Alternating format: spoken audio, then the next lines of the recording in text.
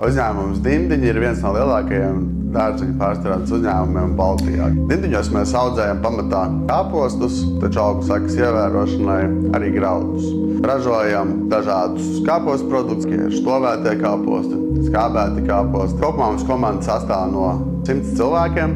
Nodrošinām mēs ražošanā dažādas darba vietas, kas ir dažāda līmeņa iekārtu operatori, cilvēki darbā pie ražošanas līnijām.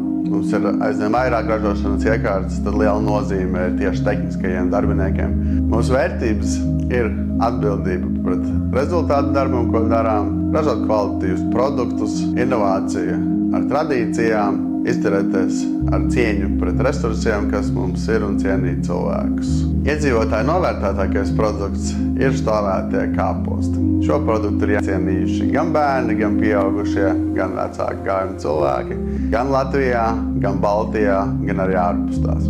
Tā kā viena no mūsu galvenajām vērtībām ir cilvēki, tad mēs strādājam un cenšamies ieklausīties cilvēkos un viņu vēlmēs. Dimdiņos strādā cilvēki gan no Līzuma, gan no blakus esošajiem ciemiem, gan pilsētām. Tāpēc mums ļoti svarīgs ir cilvēku novērtējums un lai cilvēki ir priecīgi par darbu, ko mēs darām.